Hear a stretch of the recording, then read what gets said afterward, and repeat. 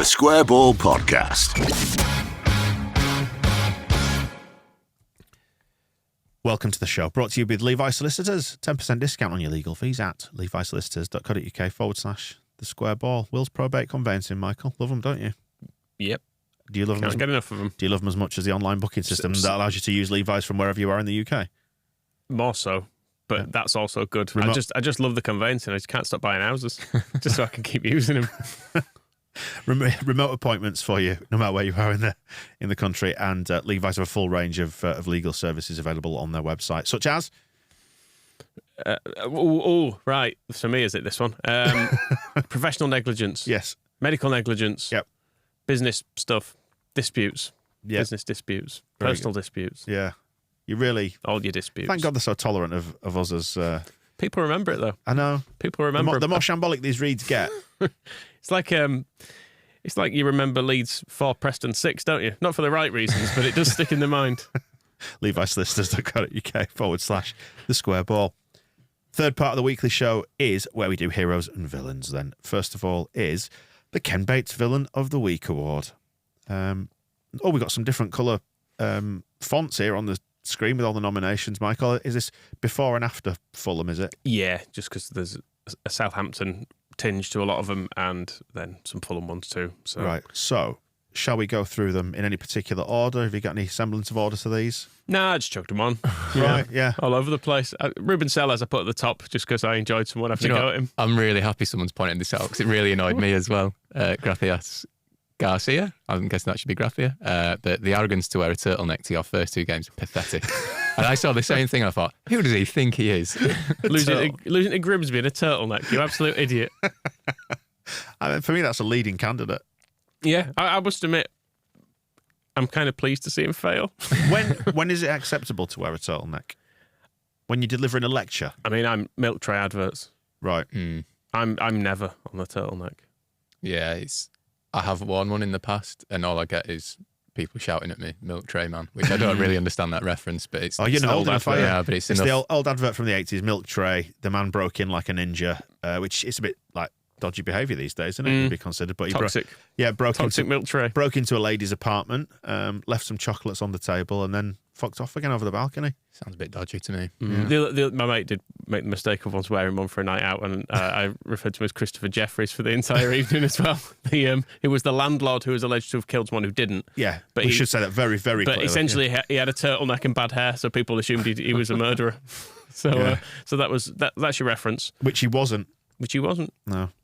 And neither him nor my mate, as far as I'm aware. Great. Oh, Ruben Sellers. Yes. But it does make you wonder if Southampton now are just thinking, fucking hell, Ralph did an all right job, didn't he? What did we get rid of him for? Because they deserved to go down for sacking Nathan Jones because it was fun. I enjoyed him being there, just doing mad stuff every week. Victor Otto's had a few pelters. Yeah. People were upset about him crying. Don't show any emotion. Essentially. But people thinking he's making it about him.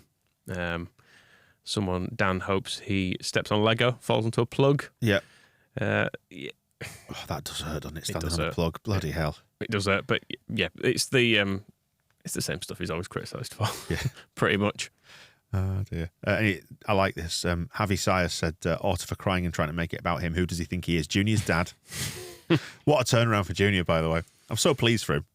We'll get on to Junior. In the heroes bit. In the heroes section. Right, so Iraola, Somerville. What's he getting? He should have squared it to Jackie, right? Okay. Oh, it doesn't matter, does it? I'm not having that. No, I mean, I can see why he shot. I feel like Harrison's missed those before as well, where he gets the ball to the back post and he manages to somehow miss. Yeah, that's where it all just goes over the bar. Can I propose maybe a restructuring to this idea, this whole feature that we do? Maybe we resurrect. Do you remember Moscow's Book of Petty Grievances that we had, which for long-time listeners, it was a book. It was a real book, wasn't it?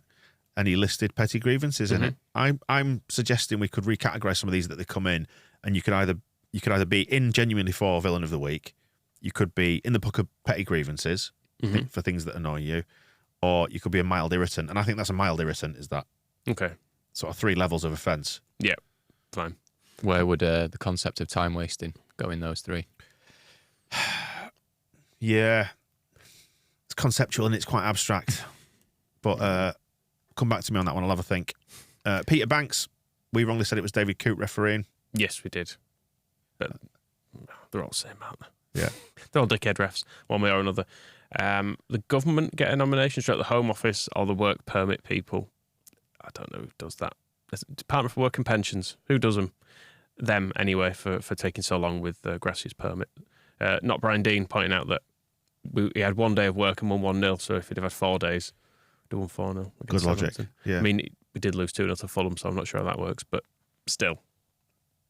Someone has nominated Junior Firpo, Andy in Salford, for villain because he was too stunned that it was him that scored to properly celebrate. I just stood back, slack-jawed in the cop. I went all lightheaded when Junior scored, so I wasn't able to celebrate. But I thought if I get too carried away, I'm going to faint. So I just stood there and went, "Ah!" I shouted. Good. Jez's wife needs to mention. It's quite a niche one, this. Jez's wife put his Soccer Supremo mug away in a fashion that meant as soon as he opened the cupboard, it fell out and smashed on the granite worktop. It's your fault for being posh and having granite worktops. What yours made out of that foam? shit melamine stuff, yeah. I had them all padded. Absolute hygiene nightmare, but, soaked in with chicken juice and stuff.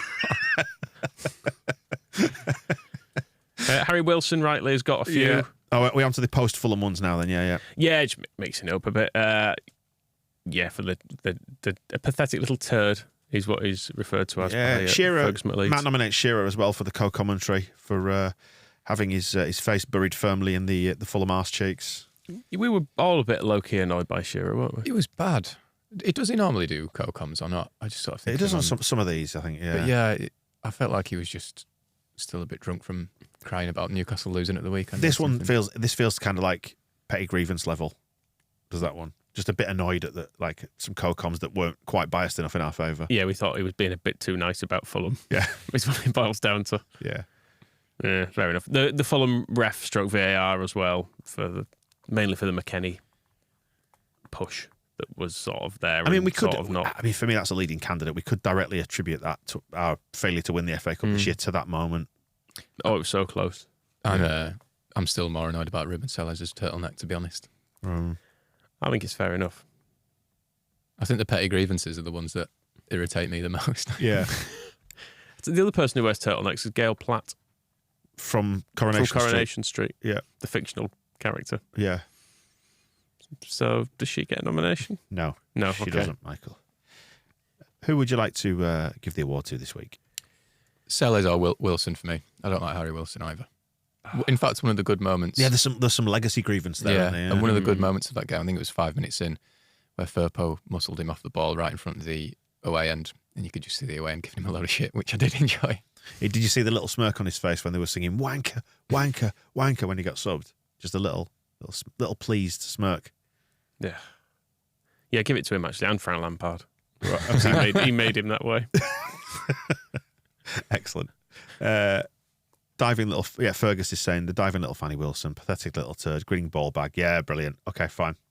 On to Player of the Year then. Where are we standing with this? And the Southampton scores. Firpo is your Player of the Match at over 9 out of 10 for the Southampton game. Unbelievable. Sweet baby Jesus and the orphans. Never thought I'd see the day.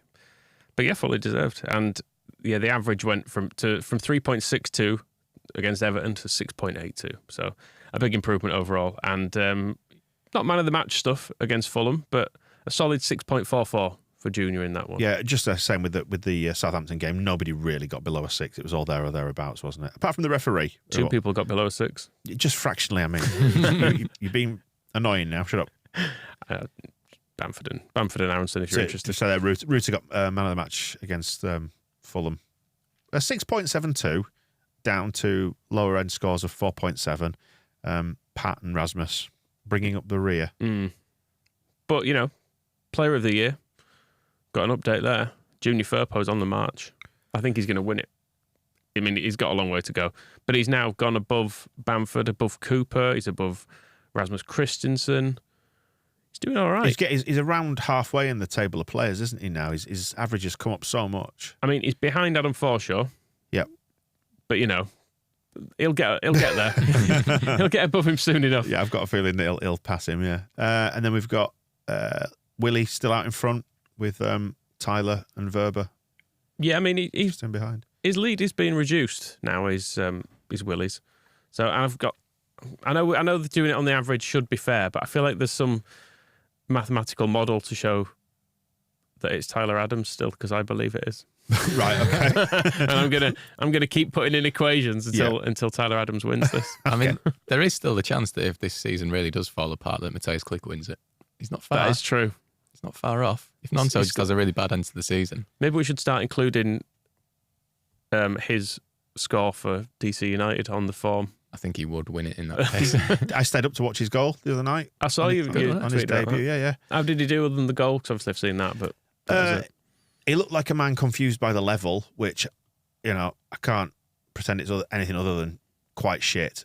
Dan, it's bad enough with the Jesse Marsh stuff. Christ. I mean, it is like objectively not very good level. Like there's a lot of just sort of booting it into general areas, and there's very little attempts to build anything meaningful in possession. That I saw. I watched it for about half an hour, something like that. Then I went off to bed. That's all you could bear.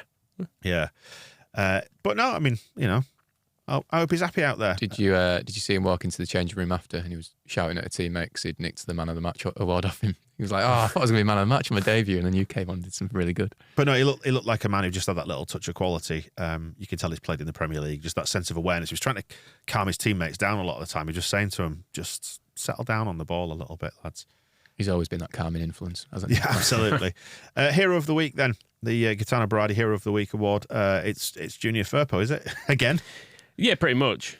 Pretty much. He got nominated by everyone. I've only put a few on the sheet because there were about 90 nominations for him.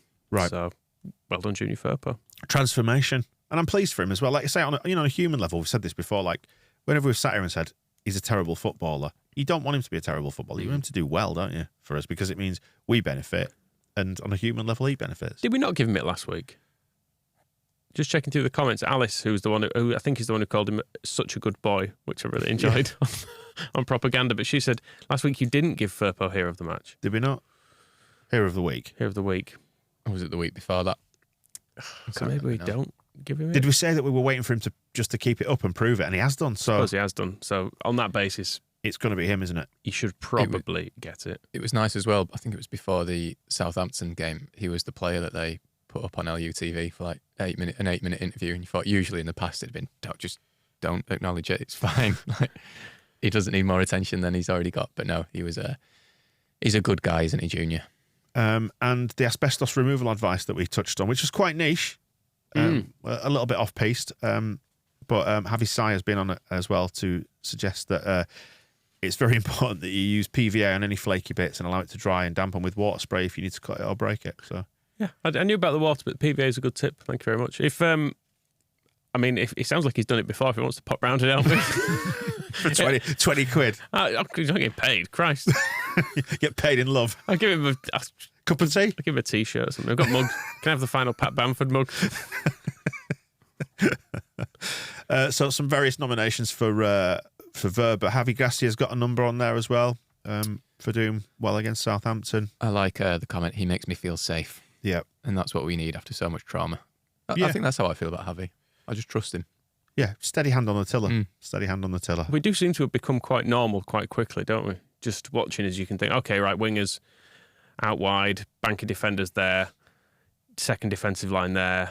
When we win it, we kind of pass it through midfield. It goes wide. Yeah, deep line midfielder coming out wide to help the full back. It just also, it seems quite straightforward, some of the stuff, which compared to the kick and rush, all jam it down the middle, which we've seen too much of this season. It does feel quite nice. Not saying it'll keep us up, but we could have maybe tried this a bit sooner.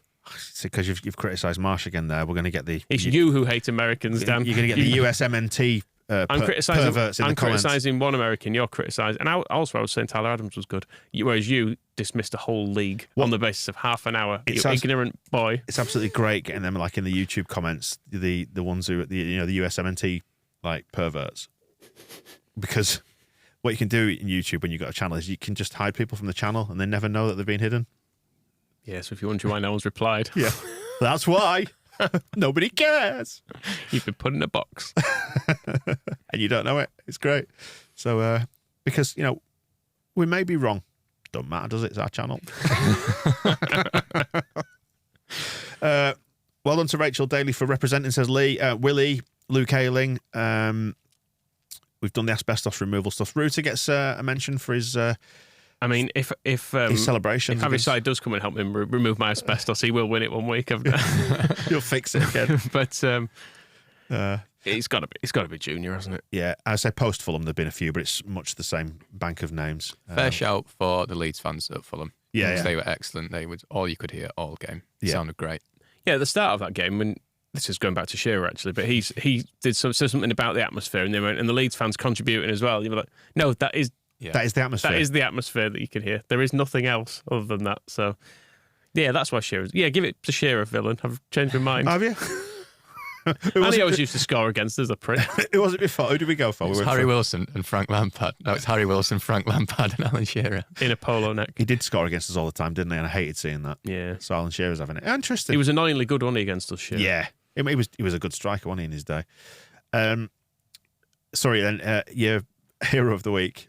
I mean, it's Firpo, yeah. Jermaine Beckford also was a good striker, and he gets a couple of nominations for calling out the bad refereeing decision at half time. Yeah, he wasn't having it, was he, Bex? And it was nice when you could hear the crowd singing the January the 3rd song when they realised Beckford was in the studio. And I can just imagine him sat there absolutely loving that. And quite right too.